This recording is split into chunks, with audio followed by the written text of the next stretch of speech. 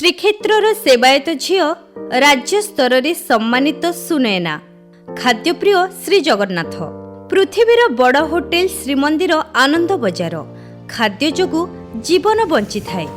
बहुत खाद्य खाइले जीवन हानिकारक मध्य होई पारे, किंतु खाद्य खाइबाकु नै स्वास्थ्यगत समस्या सृष्टि हेबारु चिंता प्रकट कले सुनयना महापात्र। श्रीक्षेत्रर सेवायत कुलर कन्या सुनयना तांको पिता जितेंद्र महापात्र और माता सावित्री महापात्र झील को डाक्तरी पाठ पढ़ाइबा पई इच्छा प्रकाश करथिले।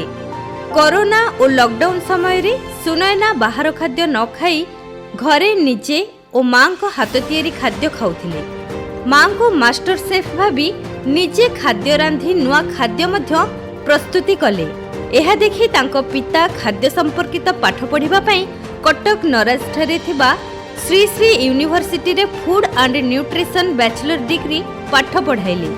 एहा सह भुवनेश्वर रसुलगढ़ स्थित क्लब चॉकलेट रे चॉकलेट तैयारी पाई मध्य तालीम नेइथिले सुनयना। मोदी को जन्मदिन अवसर रे 70 केजी ओजन रो मोदी को प्रतिमूर्ति चॉकलेट निर्माण करी चर्चित होइथिले सुनयना। क्लब रो मास्टर शेफ रंजन और राकेशଙ୍କ निर्देशन रे 15 जन छात्र छात्री 7 दिन परिश्रम करी एही चॉकलेट मध्य निर्माण करथिले। एथिरे 55 केजी कला और 15 केजी धड़ा चॉकलेट मिश्रण रे निर्मित होइथिला। ओडिशा टॉप शेफ सीजन 2 प्रतियोगिता रे राज्यर 30 जन प्रतियोगी को पछरे पकाई विजेता होइथिले सुनयना। से पुरीर पारंपरिक खाद्य घिअर्न चिंगुड़ी चाचेड़ी और सालाड प्रस्तुत करी विजेता होइथिले। परे पुरी यूथ हॉस्टल ठारे सामाजिक स्वेच्छासेवी अनुष्ठान समूह दि बेल पक्षरु मध्य सुनयना को युवा सम्मान रे सम्मानित करा जायथिला।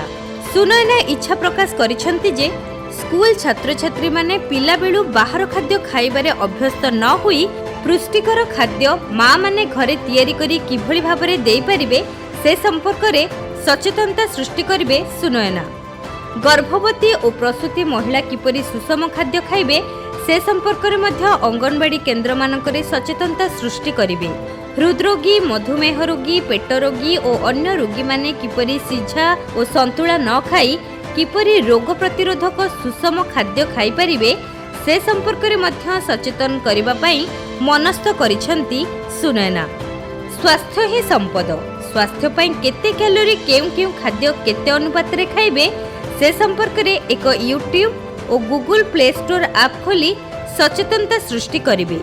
खाद्य संपर्कित एक बही लिखिथिबा बेले जेउ कॉलेज रे पढुथिले सुनयना एबे सेही कॉलेज रे ताहा मध्य पढ़ा जाउछि। बाहर खाद्य न खाई घर प्रस्तुत खाद्य खाइबा पई परामर्श देइछंती। मेडिसिन को खाद्य भलिया न खाई खाद्य को मेडिसिन भलिया व्यवहार कले स्वास्थ्य निश्चित भावरे सुस्थ रहिबो। नमस्कार, जय जगन्नाथ। मु शेफ सुनयना महापात्र। मु वर्तमान मोर बैचलर सरला फूड न्यूट्रिशन डायटेटिक्स रे श्री श्री यूनिवर्सिटी कटक। आउ मु जाउची मास्टर्स करिया को जाउची आईसीएमआर रे इन पब्लिक हेल्थ न्यूट्रिशन। मु न्यूट्रिशन पाठ पढ़ी फूड न्यूट्रिशन डायटेटिक्स जोटा कि खाद्य उपरे माने पाठ पढ़ी मु। तो मोर सोसाइटी को माने मु चाहूची कि आम सोसाइटी रे जेते भी बा मो सराउंडिंग रे जेते जण माने खाद्य को नै कि जो माने स्ट्रगल करूचंती बा खाद्य खाई परुनांती ठीक से जेमति कि हे गला बहुत सारा हेल्थ इश्यूज होउची। जेमति कि आजिकली बेसिकली हमरो कय गले फैटी लिवर टू स्टार्ट करिकी तापरे डायबिटीज गोटे कॉमन ही सैलानी आम मानको घरे। Fatty liver, diabetes, hyper acidity ए सब जो माने ए सब लोक जो स्ट्रगल करचंती मोर माने मु एई ऊपर ही पाठ पढ़ी जोटा कि माने लोक जेमती मेडिसिन टाकू खाद्य भाबे खाउचंती मु सेई दिनसटा को चेंज करिया को चाहूची।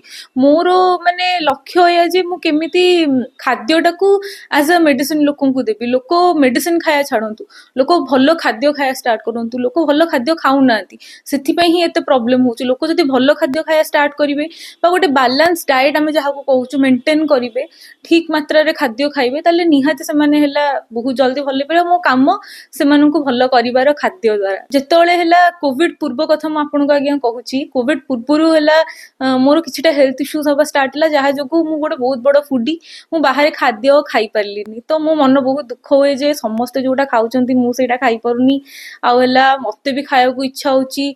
ତ ସେଥିପାଇଁ ଧୀରେ ଧୀରେ ଧୀରେ ଧୀରେ ମୁଁ ମାନେ ମୋ ନିଜ ଖାଦ୍ୟକୁ ନେଇକି ମୁଁ ଏକ୍ସପେରିମେଣ୍ଟ କରିବା ଷ୍ଟାର୍ଟ କଲି। ତାପରେ ତ ଆଜ ଲକଡାଉନ ହେଇଥିଲା, ସମସ୍ତେ ଆମେ ଘରେ ବନ୍ଦ ହେଇକି ଥିଲୁ, ତ ସେଇ ସମୟରେ ମୋର ବେଶୀ ଆହୁରି ଅଧିକା ଇଣ୍ଟରେଷ୍ଟ ବଢିଗଲା। ଆଉ ଆଉ ଗୋଟେ ଜିନିଷରୁ ବି ମୋର ଇନ୍ସପିରେସନ ଆସିଛି, ଯୋଉଟା କି ମୁଁ କହିବି ମୋ ମାମାଙ୍କଠୁ ମୋ ଇନ୍ସପିରେସନ ଆସିଛି।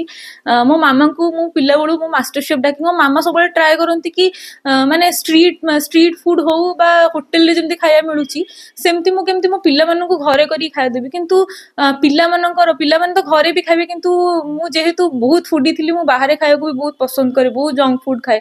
ତ ସେଥିପାଇଁ ଧୀରେ ଧୀରେ ଟିକେ ହେଲ୍ଥ ଇସ୍ୟୁଜ ହବା ଷ୍ଟାର୍ଟ ହେଲା। ତ ସେଇ ସବୁ ଜିନିଷକୁ ନେଇକି ମୋର ଇଚ୍ଛା ହେଲା କି ନାଇଁ, ମୁଁ ଯେମିତି ଷ୍ଟ୍ରଗଲ କରୁଛି ଖାଦ୍ୟକୁ ନେଇକି, ମୁଁ ଦେଖିଲି ମୋ ସରାଉଣ୍ଡିଂରେ ବହୁତ ଲୋକ ଷ୍ଟ୍ରଗଲ କରୁଛନ୍ତି ଖାଦ୍ୟକୁ ନେଇକି।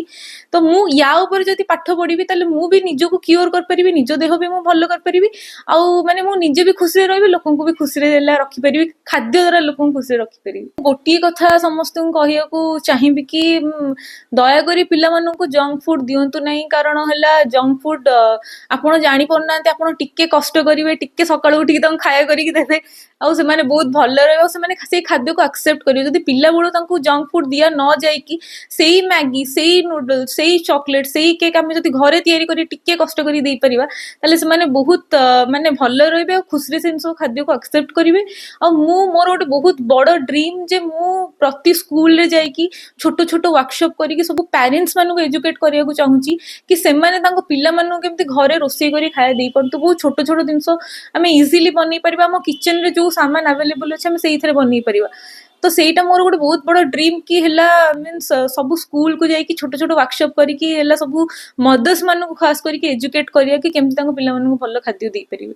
ମୁଁ ଆଗକୁ ମାନେ ମୋର ଗୋଟେ ବହୁତ ବଡ ଇଚ୍ଛା, ଭଗବାନଙ୍କ ଇଚ୍ଛାରୁ ମୋର ସେଇ ଇଚ୍ଛାଟା ପୁରା ବି ହବା ଦରକାର ନିହାତି। କାରଣ ହେଲା ଯୋଉ ରୋଗୀ ମାନେ ହସ୍ପିଟାଲକୁ ଯାଉଛନ୍ତି, ସେଇ ରୋଗୀ ମାନେ ହସ୍ପିଟାଲରେ ଯୋଉ 7 ଦିନ 10 ଦିନ ରହୁଛନ୍ତି, ତାଙ୍କ ଡାଏଟ ଠିକ ରହୁଛି, ସେମାନେ ଠିକ ସେ ଖାଦ୍ୟପେୟ କରୁଛନ୍ତି, ତାଙ୍କୁ ଠିକ ସେ ଜଗା ହଉଛି। କିନ୍ତୁ ଘରକୁ ଆସିଲା ପରେ ଯେହେତୁ ହେଲା ମାନେ ଘରେ ଗୋଟେ ରୋଗୀ ପାଇଁ ଅଲଗା ଖାଦ୍ୟ କରିବାକୁ ସମସ୍ତଙ୍କର ଗୋଟେ ବହୁତ ବଡ ଟେନସନ, କଣ ତାଙ୍କ ପାଇଁ ଆମେ ଡେଲି ରୋଷେଇ କରିବୁ। ଆଉ ସେ ରୋଗୀ ବି ଡେଲି ସିଝା ସିଝି ଖାଦ୍ୟ ଖାଇ ଖାଇକି ସିଏ ବି ନିଜେ ବୋର ହେଇଯାଉଛନ୍ତି ଯେ କଣ ଭାଇ, କଣ ଲାଇଫ, ଆମେ କେତେ ଦିନ ବଞ୍ଚିବୁ ଯେ ସିଝା ଖାଦ୍ୟ ଖାଇକି ବଞ୍ଚିବୁ, କଣ ଅଛି ଆମ ଲାଇଫରେ। ତ ମୋର ଗୋଟେ ବହୁତ ବଡ ଇଚ୍ଛା ଏଇଆ ଯେ ମୁଁ ଗୋଟେ ମାନେ କ୍ଲାଉଡ କିଚେନ କରିକି ଲୋକଙ୍କୁ କେମିତି ହେଲା ମାନେ ସେମାନେ ଯୋଉ ଖାଦ୍ୟଟା ଖାଇବାକୁ ଚାହୁଁଛନ୍ତି, ଯୋଉଟା ଘରେ ସେଟା ଖାଇ ପାରୁନାହାନ୍ତି, ଆଉ ଘରେ ଯେତେବେଳେ ଏପଟ ସେପଟ ଖାଇବାକୁ କହୁଛନ୍ତି ପୁଣି ସେମାନେ ବାପସ ହସ୍ପିଟାଲକୁ ଆସୁଛନ୍ତି। ତ ମୋର ମାନେ ଇଚ୍ଛା ଯେ ମୁଁ ଗୋଟେ କ୍ଲାଉଡ କିଚେନ କରିକି ଲୋକଙ୍କ ପାଖରେ କେମିତି ଖାଦ୍ୟଟା ପହଞ୍ଚି ପାରିବ, ଖାସ କରିକି ଏଇ ଡାଇବେଟିକ ପେସେଣ୍ଟ, କାର୍ଡିଆକ ପେସେଣ୍ଟ, ଏମାନଙ୍କ ପାଖକୁ କେମିତି ଖାଦ୍ୟ ମୋର ପହଞ୍ଚି ପାରିବ। ମୋର ଏଇଟା ଗୋଟେ ବହୁତ ବଡ ସ୍ୱପ୍ନ। ମୁଁ ସମସ୍ତଙ୍କୁ ଏତିକି କରିବି, ମାନେ ସମସ୍ତଙ୍କ ପାଇଁ ଏଇଆ ଏତିକି ହେଲ୍ପ କରିପାରିବି, ମୁଁ ଏଜୁକେସନ ମାନେ ଏଜୁକେଟ କରିପାରିବି ସମସ୍ତଙ୍କୁ ଏଇ ବିଷୟରେ ନେଇକି, ବା ଛୋଟ ଛୋଟ ୱାର୍କସପ୍ କରିକି ଲୋକଙ୍କୁ ଡାକିକି ବୁଝେଇ ପାରିବି କି ମାନେ ଆମେ କେମିତି ଗୋଟେ ଦିନ ଭିତରେ ବାଲାନ୍ସ ଡାଏଟ ମେଣ୍ଟେନ କରିବା କଥା, ବା ଆମ ଦେହକୁ କେତେ ମାତ୍ରାରେ ପ୍ରୋଟିନ ଯିବା ଦରକାର, କାର୍ବୋହାଇଡ୍ରେଟ ଯିବା ଦରକାର, ଫ୍ୟାଟ ଯିବା ଦରକାର। ଆଉ ଲୋକ ଏଇ ଜିନିଷଟା ଜାଣିନାହାନ୍ତି। ଆମେ ସେଇ ଭାତ, ଡାଲି, ଆଳୁ ଭଜା, ସାଲାଡ, ପାମ୍ପଡ ଆଉ ଦହି ଖାଇକି ବି ଆମେ ଗୋଟେ ବାଲାନ୍ସ ଡାଏଟ ମେଣ୍ଟେନ କରିପାରିବା, ଆଉ ଆମେ ଦେହ ମାନେ ଆମର ଭଲ ରହିବ। କିନ୍ତୁ ଲୋକ ଜାଣିପାରୁନାହାନ୍ତି ଭାତର କ୍ୱାଣ୍ଟିଟିଟା କେତେ ଖାଇବା କଥା।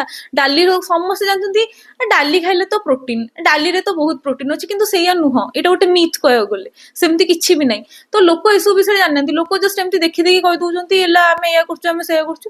ତ ଏଇଟା ଏଜୁକେସନ ହବା ମାନେ ଏଜୁକେଟ ହବା ଲୋକ ନିହାତି ଦରକାର। ତ ମୋର ବହୁତ ଇଚ୍ଛା କି ମୁଁ କେମିତି ଲୋକଙ୍କୁ ଏଜୁକେଟ କରିପାରେ ଏଇ ସବୁ ଜିନିଷକୁ ନେଇକି, ଲୋକ ଶିଖିବା ମାନେ ଶିଖନ୍ତୁ କି ଆକ୍ଚୁଆଲି ଖାଦ୍ୟଟା କଣ। ଲୋକ ଜାଣିନାହାନ୍ତି ଖାଦ୍ୟଟା କଣ, ଲୋକ କିଛି ବି ଖାଇ ଦଉଛନ୍ତି।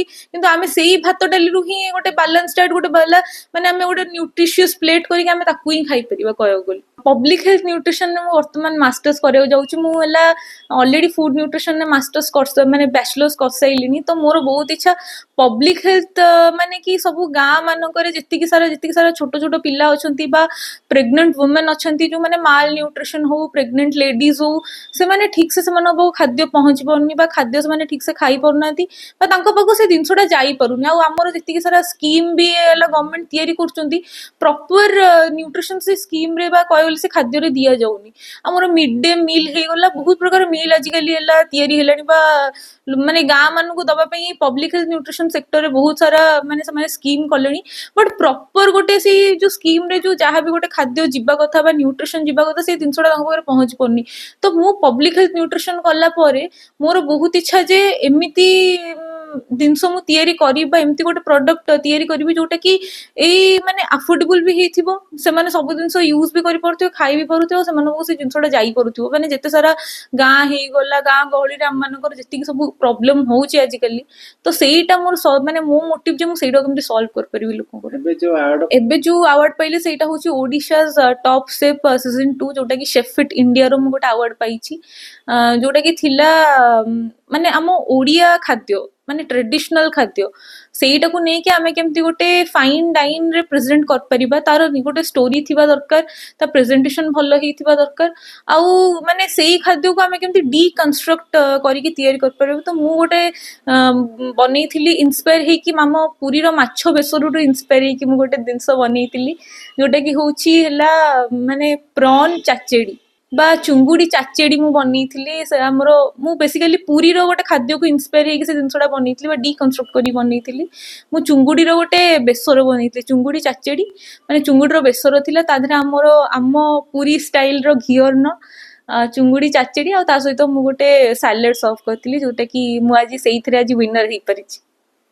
ମୋଦିଙ୍କ ଚକୋଲେଟ ଆମେ 15 ଜଣ କ୍ଲବ ଚକୋଲେଟ ଅର୍ଗାନାଇଜେସନ ଏଇ ଜିନିଷଟାକୁ ହେଲା ଆମେ ଏଇ କ୍ଲବ ଚକୋଲେଟ ଅର୍ଗାନାଇଜେସନ ଏଇ ଜିନିଷଟା ଆମେ ତିଆରି କରିଥିଲୁ। ଯେହେତୁ ଆଗାମୀ ଦିନରେ ମୋଦିଙ୍କର ବର୍ଥଡେ ଆସୁ, ଯେତେବେଳେ ଆମେ ବନେଇଥିଲୁ ଆଗାମୀ ଦିନରେ ମୋଦିଙ୍କ ବର୍ଥଡେ ଥିଲା, ଆଉ ଆମ ଡିପ୍ଲୋମାରେ ଏଇଟା ଗୋଟେ କୋର୍ସ ଥିଲା, କହିବାକୁ ଗଲେ ଚକୋଲେଟ ସ୍କଲ୍ପଚର ଆମ ଡିପ୍ଲୋମାରେ ଗୋଟେ କୋର୍ସ ଥିଲା। ତ ଆମେ 15 ଜଣ ପିଲା ଡିସାଇଡ କଲୁ ଯେ ଆମେ ଗୋଟେ ଚକୋଲେଟରେ ମୋଦିଙ୍କର ଗୋଟେ ଚକୋଲେଟ ବନେଇବା, ଗୋଟେ ସୁଇଟ୍ ଟ୍ରିବ୍ୟୁଟ ଦେବା ପାଇଁ ତାଙ୍କୁ। ତ ଆମେ ଗୋଟେ ବନେଇଥିଲୁ 70 କେଜି ଚକୋଲେଟ ୟୁଜ କରିକି ଆମେ ବନେଇଥିଲୁ ନରେନ୍ଦ୍ର ମୋଦିଙ୍କର ଗୋଟେ ହେଲା ଚକୋଲେଟ ସ୍କଲ୍ପଚର, ଯୋଉଥିରେ ଆମେ 55 କେଜି ୟୁଜ କରିଥିଲୁ ଡାର୍କ ଚକୋଲେଟ ଆଉ 15 କେଜି ୟୁଜ କରିଥିଲୁ ହ୍ୱାଇଟ ଚକୋଲେଟ। ଆମକୁ शेफ ରାକେଶ ଆଉ शेफ ରଞ୍ଜନ ଆମକୁ ଗାଇଡ କରିଥିଲେ ଏଇ ଚକୋଲେଟଟି ବନେଇବା ପାଇଁ। ଯୁବାପିଢୀଙ୍କୁ ଏତିକି ବାର୍ତ୍ତା ଦେବି ଯେ ମିନ୍ସ ଆପଣ ଯଦି ଚାହୁଁଛନ୍ତି କୋଉ ଜିନିଷରେ ସକ୍ସେସ ହବାକୁ, ତ ମନ ଦେଇକି ତାକୁ ନେଇକି କାମ କରନ୍ତୁ। ଏମିତି ନାହିଁ ଯେ ହେଲା ଏମିତି ଢିଲା ହେଇକି କେବେ କାମ କରନ୍ତୁନି। ଛୋଟ ଜିନିଷଟେ ହଉ ପଛେ ଆପଣ ଯୋଉ ବି କାମ କରୁଛନ୍ତି ମାନେ ସେତିକି ମନ ଦେଇକି, ସେତିକି ଲଗନ ସହିତ, ସେତିକି ଜିଲ ସହିତ କାମ କରନ୍ତୁ, ଯେମିତି କି ଆପଣ ଗୋଟେ କହିବାକୁ ଗଲେ ଗୋଟେ ନ୍ୟାସନାଲ ଲେବୁଲରେ ପହଞ୍ଚି ପାରିବେ, ଆପଣଙ୍କୁ ଲୋକ ଚିହ୍ନି ପାରିବେ। ତ କୋଉ କାମକୁ ଆପଣ ଛୋଟ ଭାବନ୍ତୁନି, ଆଉ ବହୁତ ପରିଶ୍ରମ ଆପଣଙ୍କର ଯୋଉ ପ୍ୟାସନଟା ଅଛି ବା ଯାହା ଆପଣଙ୍କର ହବି ଅଛି କହିବାକୁ ଗଲେ, ତ ସେଇଟାକୁ ଆପଣ ଫଲୋ କରନ୍ତି। ନାହିଁ କି ଜୋର ଜବରଦସ୍ତି ନେଇକି ଆଉ ଗୋଟେ କି ସିଏ କଣ ଗୋଟେ ପାଠ ପଢିଲା ମୁଁ ଏଇଟା ପଢିବି, ସେମିତି ନୁହେଁ। ଆପଣଙ୍କର ଯୋଉଟା ଇଚ୍ଛା ଅଛି ଆପଣ ସେଇଟା କରନ୍ତୁ, ଆଉ ସେଇ ପ୍ୟାସନକୁ ନେଇକି ସେତିକି ଭଲସେ କାମ କରନ୍ତୁ ଯେମିତି କି ଆପଣଙ୍କୁ ଗୋଟେ ନ୍ୟାସନାଲ ଲେବୁଲର ଲୋକ ଚିହ୍ନି ପାରିବେ। ବହୁତ ସହଯୋଗ କରନ୍ତି। ଯେତେବେଳେ ବି ଗୋଟେ ଛୋଟ ମୋଟ କମ୍ପିଟିସନ ହୁଏ ମୁଁ ବହୁତ ମାନେ ଡରିଯାଏ। ତ ମୋ ପାଖରେ 3ଟା ବହୁତ ବଡ ସପୋର୍ଟର ଅଛନ୍ତି, ମୋର ମାମା, ପାପା ଆଉ ମୋର ଯିଏ ଗୁରୁ, ଯିଏ ମୋତେ ସବୁ ଜିନିଷ ଶିଖେଇଛନ୍ତି, शेफ ରାକେଶ କୁମାର ସାହୁ। ତ ହେଲା ମୁଁ ଯେତେବେଳେ ବି ହେଲା ଡାଉନ ହେଇଯାଏ ବା ଗୋଟେ କମ୍ପିଟିସନ ପୂର୍ବରୁ ମୁଁ ବହୁତ ଡରିଯାଏ କି ମୁଁ କଣ ବନେଇବି, କେମିତି ବନେଇବି। ଇଭେନ ଏବେ ଯୋଉ ଚୁଙ୍ଗୁଡି ଚାଚେଡି ମୁଁ ବନେଇଥିଲି ସେଦିନ ପୂର୍ବ ଦିନ ବି ମତେ ରାତିରେ ପାପା କହୁଛନ୍ତି ଆଉ ହେଲା ଝିଅ ତୁ ହେଲା ଘିଅର୍ଣ୍ଣ କରେ, ଘିଅର୍ଣ୍ଣଟା ବହୁତ ଭଲ ଲାଗିବ। ମୁଁ ଜାଣିନଥିଲି କଣ ଗୋଟେ ରାଇସ୍ ସର୍ଭ କରିବି, କାରଣ ମୋର ପ୍ଲେଟ୍ ଥିଲା ମେନ୍ କୋର୍ସ ପ୍ଲେଟ୍ ମୁଁ ସର୍ଭ କରୁଥିଲି। ତ ମେନ୍ କୋର୍ସ ପ୍ଲେଟରେ ରାଇସ୍ ଯିବା ନିହାତି ଦରକାର ଥିଲା। ତ ତା ପୂର୍ବ ଦିନଠୁ ବି ମୁଁ ବହୁତ କନଫ୍ୟୁଜ ଥିଲି କଣ ରାଇସ୍ କରିବି। ମାମା କହୁଛି ତୁ ଖେଚେଡି କରିଦେ, ପାପା ମତେ କହୁଛନ୍ତି ତୁ ଘିଅର୍ଣ୍ଣ କରିଦେ, ମୁଁ କହୁଛି ନା ନା ମୁଁ ଖାଲି ରାଇସ୍ ସର୍ଭ କରିବି। ତ ତା ପରଦିନ ମାନେ ଅଟୋମେଟିକଲି ମୋ ମନକୁ ଆସିଲା କି ନାଇଁ ନାଇଁ ପାପା ଯୋଉଟା କହୁଛନ୍ତି ସେଟା ଠିକ ହବ, ମୁଁ ଘିଅର୍ଣ୍ଣ ହିଁ ଦେବି ଲୋକଙ୍କୁ ଖାଇବାକୁ। ତ ସେଇଟା ଏତେ ମ୍ୟାଜିକ ଏଲିମେଣ୍ଟ ଭଳିଆ ମୋର ପ୍ଲେଟରେ କାମ ଦେଲା, ମୁଁ ଆଜି ଜିତିଗଲି ତା ପାଇଁ। ସେ ରାଇସ୍କୁ ଏତେ ପସନ୍ଦ କଲେ ସମସ୍ତେ, ସେ ସିମ୍ପଲ ଘିଅର୍ଣ୍ଣକୁ ଲୋକ ଏତେ ପସନ୍ଦ କଲେ ଯେ ମୁଁ ଆଜି ସେଇଥିପାଇଁ ଜିତିଗଲି। ତ ମୋ ମାମା, ପାପା ଆଉ ମୋ ଗୁରୁ ବହୁତ ବଡ ସପୋର୍ଟ, ମୋ ଫ୍ୟାମିଲି ମୋର ବହୁତ ବଡ ସପୋର୍ଟ। ଇଭେନ ମୋ ଭାଇ କହିବାକୁ ଗଲେ ବି ସମସ୍ତେ ମତେ ସବୁବେଳେ ସବୁ ଆଇଡିଆସ ଦିଅନ୍ତି। ମୁଁ ଯେତେବେଳେ ଗୋଟେ କୋଉ କମ୍ପିଟିସନକୁ ଯିବି ସମସ୍ତେ ମତେ ଫୋନ କରିକି କହିବେ ଯେ ଶୁଣେ ତୁ ଏଇ ରେସିପିଟା ବନା, ବା ଆମର ଗୋଟେ ପୁରୁଣା ହେଲା ରେସିପି ଅଛି ତୁ ଏଇଟାକୁ ବନା। ସମସ୍ତେ ମତେ ବହୁତ ହେଲ୍ପ କରନ୍ତି, ଆଉ ମୋ ଖୁସିରେ ମତେ ସମସ୍ତେ ବହୁତ ଖୁସି ହୁଅନ୍ତି। ମୁଁ ଗୋଟେ ଛୋଟ କମ୍ପିଟିସନଟେ ଜିତେ ବା ଗୋଟେ ବଡ କମ୍ପିଟିସନଟେ ଜିତେ ସମସ୍ତେ ମୋ ଖୁସିରେ ବହୁତ ଖୁସି ହେଇଯାନ୍ତି। ଆଉ ମୋ ରୋଷେଇକୁ ନେଇକି ସମସ୍ତେ ବହୁତ ଖୁସି ହୁଅନ୍ତି, ନାଇଁ ମାନେ ଏତେ ଭଲ ଆମ ଟ୍ରାଡିସନାଲ ଖାଦ୍ୟ, ଆମ ପୁରୀର ଖାଦ୍ୟକୁ ତୁ ନେଇକି ଗୋଟେ ନ୍ୟାସନାଲ ଲେବୁଲରେ ସବୁବେଳେ ରଖୁଛୁ।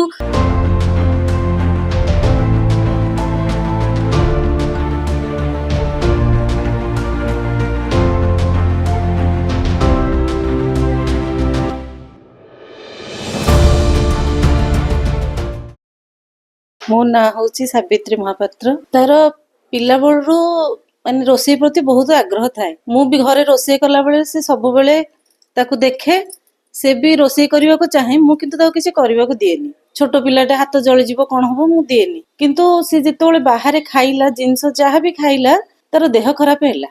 ସେଥିଲାଗି ମୁଁ ଯାହା ବି ହଉ, କିଛି ଯେତେବେଳେ ଯାହା ହବ, ମୁଁ ତାକୁ ଘରେ ବନେଇକିରି ଦିଏ ସବୁବେଳେ। ସିଏ ଖାଏ, ତାର ସାଙ୍ଗମାନଙ୍କୁ ବି ଦିଏ, ସମସ୍ତେ ବି ଆଗ୍ରହ ହୁଅନ୍ତି। ସିଏ ଆସିକିରି କହେ ମାମା ମୁଁ ଏଇଟା କରିବି, ତୋ ସହିତ ମିଶିକି ମୁଁ ବି କରିବି। ସେ ବି କିଛି କିଛି କରେ। ତାପରେ ଯେତେବେଳେ ତାର ବି ବୟସ ଟିକେ ଟିକେ ବଡ ହେଲା, ସେ ବି ନିଜେ ନିଜେ ମୋ ସହିତ ଇନଭଲ୍ଭ ହେଇକି କଲା ସବୁ ଜିନିଷ। କଲାରୁ ସେ ଗୋଟେ ଜିନିଷ କିଛି ବାହାରୁ ଶିଖିକି ଆସିକି ମତେ ବି କହିଲା ମାମା ଏଇଟାକୁ ସେଟା କରେ, ଏଇଟା କଲେ ଏମିତି ଲାଗିବ। ମୁଁ ତ ସେଇ ଘର ନର୍ମାଲି ଯାହା ଦେଶୀ ଖାଇବା ଏସବୁ ଜିନିଷ, ମତେ ତ ଷ୍ଟାଇଲ ଖାଇବା ଏସବୁ କିଛି ଆସେନି। ସିଏ ବି, ତାଠୁ ବି ମୁଁ କିଛି ଶିଖିଛି। ସିଏ ଶିଖିଲା ପରେ ସେ ବି ମତେ କିଛି ଶିଖେଇଛି, ମୁଁ ବି ତାକୁ କିଛି ଶିଖେଇଛି। ଏମିତି ହେଇକି ତାର ବି କୁକିଂରେ ଆହୁରି ଆଗ୍ରହ ଦିନକୁ ଦିନ ବଢିଲା। ସେ ନିଜେ କରିବାକୁ କିଛି ଚାହିଁଲା। ଏମିତି ହେଇକିରି ଆମ ଦି ଜଣଙ୍କର ବଣ୍ଡିଙ୍ଗ ଟା ସବୁବେଳେ ରୋଷେଇ ଉପରେ ହିଁ ବେଶୀ ଇଏ ହୁଏ। ମୁଁ କିଛି କରେ, ସେ କିଛି କରେ। ଆଜି ମୋର ଦେହ ଖରାପ ହେଲା, ସେ ବି ରୋଷେଇ ବନେଇକିରି ମତେ ମାମା ତୁ ଏଇଟା କହିଦେ, ମୁଁ ଏଇଟା କରିଦେଇକିରି ବନେଇଦେବି। ସେଥିପାଇଁ ତାର ଏଇ ମାନେ ମତେ ଦେଖିକି ମୁଁ ବି ତାକୁ ଦେଖି କିଛି ଶିଖିଛି, ସିଏ ବି ମତେ ଦେଖିକି ବି କିଛି ଶିଖିଛି। ଆମ ଦି ଜଣଙ୍କର ରୋଷେଇର ବଣ୍ଡିଙ୍ଗ ଟା ବହୁତ ଭଲ। ବହୁତ ଖୁସି। ମାନେ ମୁଁ ଭାବିବି ନଥିଲି ଝିଅ ମାନେ ରୋଷେଇ ପାଇଁ ଏତେ ଆଗକୁ ବଢିଯିବ, ଲୋକମାନେ ଏତେ ତାକୁ ଭଲ ପାଇବା ଦେବେ, ଏତେ ମାନେ ଖୁସି, ବହୁତ ଖୁସି, ଯୋଉଟା କି ମୁଁ କହିବି ପାରିବିନି।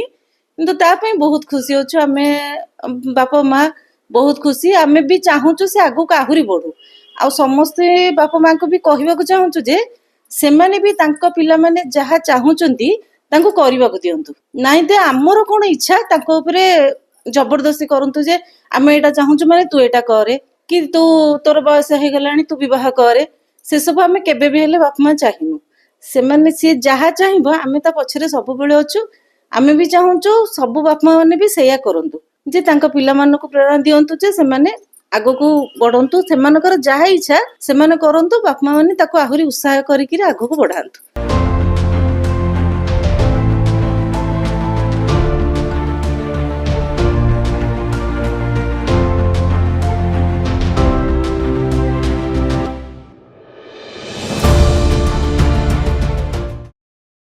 जितेंद्र महापात्र नाई पाठ तो तार मेडिकल पढ़ाई पाइंका इच्छा थिला +2 परे, किंतु तापर जेतेबेले से जीवा पाइंका चिंता कलु आमे जे भुवनेश्वर छाड़िया पई, तार टिके फैटी लिवर बाहरला। तापर आमे भाबिलु जे नाई अब मु सेठी शिफ्ट ही जीवी, सेठी रही किरी कारण बाहर खाया पिया हेले असुविधा हबो। तो सेही समय रे तार जो खाया पिया रेस्ट्रिक्शन हला, तार निज भितर गोटे प्रेरणा जागृत हला जे मु केमिति न्यूट्रिशियस फूड माने न्यूट्रिशियस फूड सहित टेस्ट मध्य देवी। तो एई हिसाब रे तार जेतेबेले सेई भावना रे से बहुत सबु समय रे चर्चा कला, मु भाबिली ताले ताकू सेई लाइन रे पढ़ी देले बेटर हो। तेणु सेतेबेले मु श्री श्री रे ताकू पढ़ीवा सहित डायटिक्स कोर्स पढ़ीवा सहित एपटे कलिनारी और बेकरी रे भी ताकू डिप्लोमा रे एडमिशन करिली, सेठी से प्रैक्टिस करू बोली। आगु को देखिला बेलकू सेइथरे से एते सक्सेस हो बिला मु भाबी नथिली। तेणु मोर प्रत्येक बापमा को निवेदन, आग निजर पिला को जज करंतु, तांका भितरे को प्रतिभा रही निजे बापमा पिला संगे बसी कथा हला परे मन को जानी परिबे। तो तार जो विषय इंटरेस्ट अच्छी, जदि सेई विषय से मानकू आगु बढ़ा जाए, तांको प्रेरणा दिया जाए, निश्चित भाव में से गोटे गोल अचीव करिवे, आउ निज परिवार रो, बाप मांकर आउ समाज पे किछि करी देखिबे।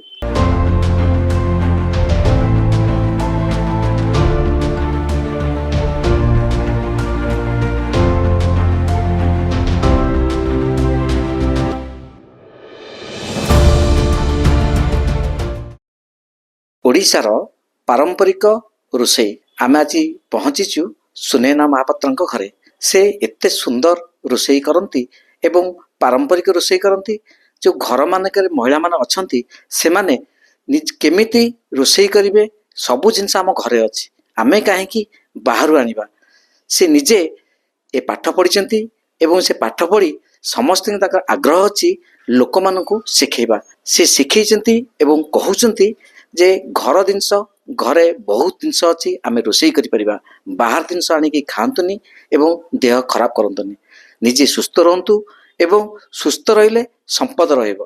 ତେଣୁ ଆପଣମାନେ ସୁସ୍ଥ ରହିବା ପାଇଁକା ସେ ବିଭିନ୍ନ ପ୍ରକାର ପିଲାମାନଙ୍କ ପାଇଁ ମଧ୍ୟ ରୋଷେଇ ଶିଖେଇଛନ୍ତି, ବଡ଼ମାନଙ୍କ ପାଇଁ ରୋଷେଇ ଶିଖେଇଛନ୍ତି ଏବଂ ରୋଗୀମାନେ କେମିତି ମେଡ଼ିକାଲରେ ରହିଲେ ସେମାନେ କ'ଣ ଖାଉଛନ୍ତି, କେମିତି ରହୁଛନ୍ତି ଏବଂ ଘରକୁ ଗଲେ ସେ ରୋଷେଇ କେମିତି ଖାଇବେ ସେ ବିଷୟରେ ମଧ୍ୟ ଆପଣମାନଙ୍କୁ ସେ ଆପଣଙ୍କ ପୁରୀ ନ୍ୟୁଜ୍ ମାଧ୍ୟମରେ ଜଣେଇଲେ।